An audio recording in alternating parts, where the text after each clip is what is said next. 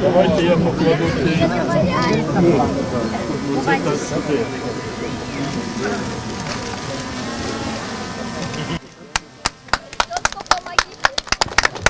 Від першої садиби до цілого кримсько-татарського села. У Національному музеї народної архітектури та побуту України в Пирогові розпочали створення нової експозиції, яка представить традиційну архітектуру різних регіонів Криму. Символічний старт будівництва дали до Дня кримсько-татарського прапора. Ми хочемо тут показати всю історію Криму. Ми хочемо показати історію кримсько-татарської народної архітектури, бо вона дуже різноманітна. І хоча Крим не є дуже великий за територією, але архітектура степового Криму, і архітектура приморської частини Криму, і архітектура гірського Криму, вони відрізняються між собою. І ми хочемо показати все багатство кримсько-татарської народної архітектури. І чомусь в мене з'явилася віра в те, що часто любить повторювати Ахтем Сейтаблаєв наступного року в Джанкої, що воно невдовзі відбудеться. От як тільки ми розпочнемо будувати і збудуємо цю експозицію, Крим знову стане вільним, Крим знову стане українським, і кримські татари зможуть повернутися на свої рідні землі. Над проєктом працювали історики, архітектори та дослідники кримсько-татарської спадщини. Основою стали реальні будинки, які збереглися у Криму, а також їхні креслення й обміри. Першою відтворять садибу з села Бахча-Елі Карасу-Базарського району. А те, що буде зараз тут, це все це реконструкція. Це не просто там з голови десь взяти, це деякі садиби зараз існують в Криму. Тобто нам надсилали і креслення надсилали, тобто заміри. Дуже багато працював над цим проєктом наш архітектор Іван Кушнір. Він дуже багато що зробив. І як ви можете бачити, в нас там представлений якраз макет. І строго по цьому макету ми будемо відновлювати кожну хатинку. І, звичайно, згодом, коли ми вже побудуємо першу, другу, в нас є в планах зробити тут якраз музей кримсько-татарської культури, побуту, биту, щоб якраз на материковій Україні це буде перший музей кримських татар, де буде що з'являтися. В нас вже є експонати, які ми сюди привеземо, але спочатку нам треба побудувати цю хату. Сьогодні в нас це хата з Бахче-Елі Карасу-Базарського району, це село Багате сьогодні, і вона буде точно відтворена, як вона була.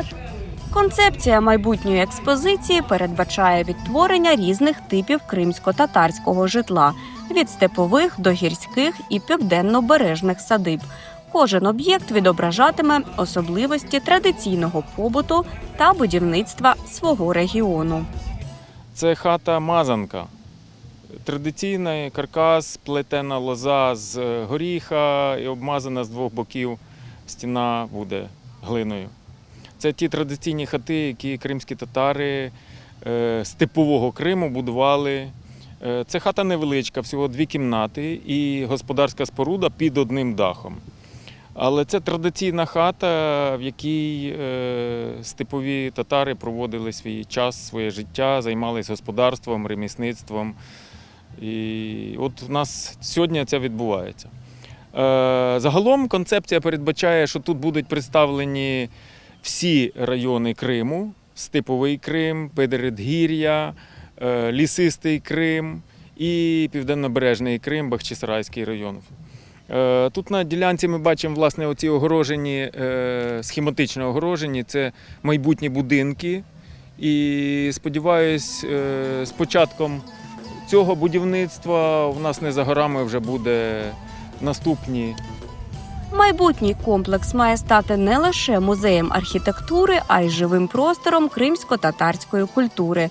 Тут планують проводити майстер-класи, знайомити відвідувачів із традиційними ремеслами та кухнею. Таким чином прагнуть зберегти і популяризувати культурну спадщину кримських татар. Уявіть собі, що ціле покоління вже українців представників української політичної нації, і кримських татар, зокрема, знають про Крим тільки через спогади або через фотосвітлини, які залишились в їх родинах. Це жах, насправді.